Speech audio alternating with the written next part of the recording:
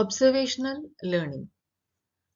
Consider a child who is watching adults waving at one another, or a girl seeing her mom doing makeup and then imitate these actions later on.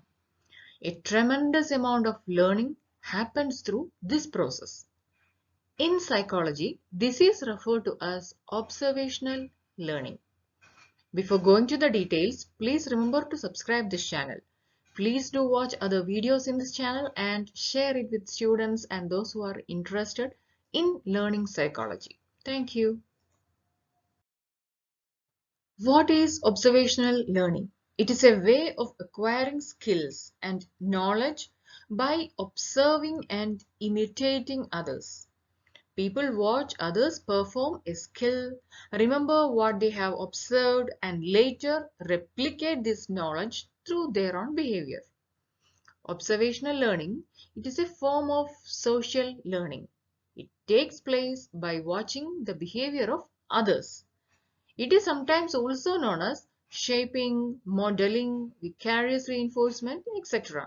It can occur in several different ways. It can take place at any point in life. It tends to be the most common during childhood. This type of learning often involves observing the behavior of a parent, a friend, a teacher, a sibling, or another person who has a perceived authority or status in a given area.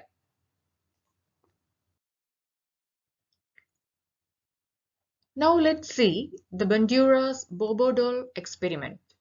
Psychologist Albert Bandura is the researcher most often associated with learning through observation. Bandura's social learning theory, it stresses the power of observational learning. Bandura demonstrated just how powerful this observational learning can be in his classic Bobo doll experiment. The experiment involved children watching the video clips of an adult model interacting with a large inflatable Bobo doll. Some children watched the clips where the model ignored the doll. And in some videos, the adult would beat up and yell at the toy. When the children were later allowed to play in the room that included the same Bobo doll, the kids who viewed the video clip with the violent adult model, they were more likely to imitate the same aggressive actions. The experiment demonstrated that kids could learn simply by observation and helped inspire further research on how the violence in television, movies, and video games affect the kids. What are the stages of observational learning? There are 4 stages of observational learning. This is different than simply copying someone's behavior. It incorporates social or motivational component that influences whether the observer will choose to engage or avoid certain behavior. First stage is attention. To learn a behavior, people must first pay attention to it. If a person wants to learn something, they must first pay attention to what is happening. The type of things people are likely to attend can influence what and how much they learn. For example, researchers have shown people are more likely to pay attention to people they think are attractive or important. If you love basketball, you might pay closer attention to how another player throws the ball. Then second is retention stage. Once a person has observed an action, they must retain it in memory. How well the observed behavior is remembered may depend on how much attention the person paid to the behavior in the first place. The factors that might influence retention are interference. If other things in the environment compete for the attention, then they may interfere with how well the observed learning is retained. Then time can influence the retention. If a great deal of time lapse between the observation and the performance of the behavior is there, then the memory of the action may be weak. Then the motivation, it can also influence the retention. The interest, it can significantly influence how well the observational learning is retained. If it is something the person is greatly interested in, or if the person has highly motivated to imitate the observed action, then the retention will likely be much more significant. Then the third stage is a reproduction. In the observational learning process,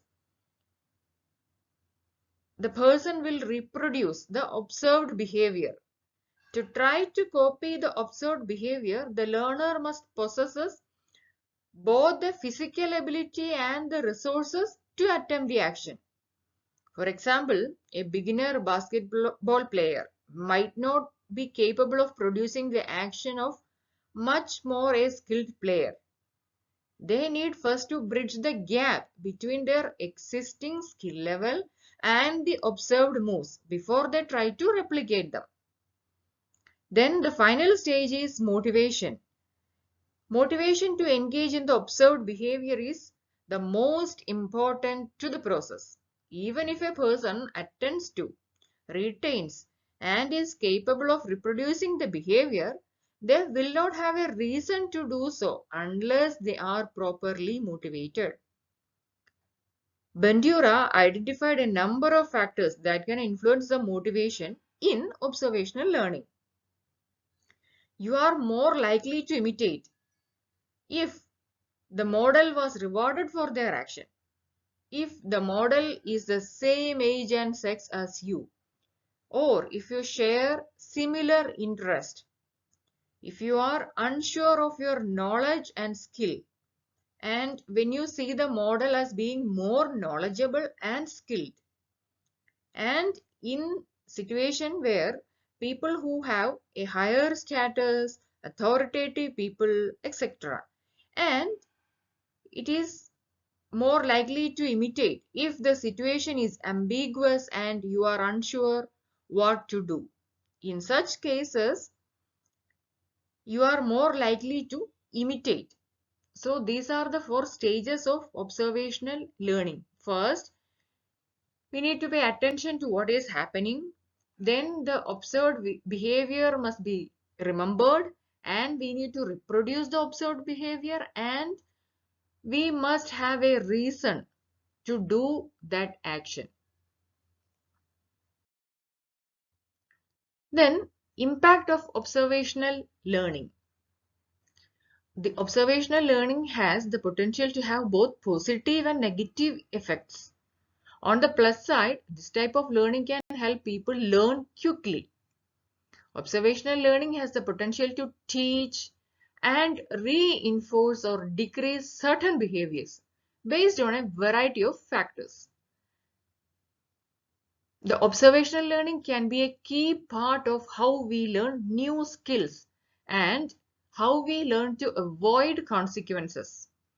Some of the studies inspired by Bandura's research, it focused on the effects of observational learning, how it impacts the children and the teenagers.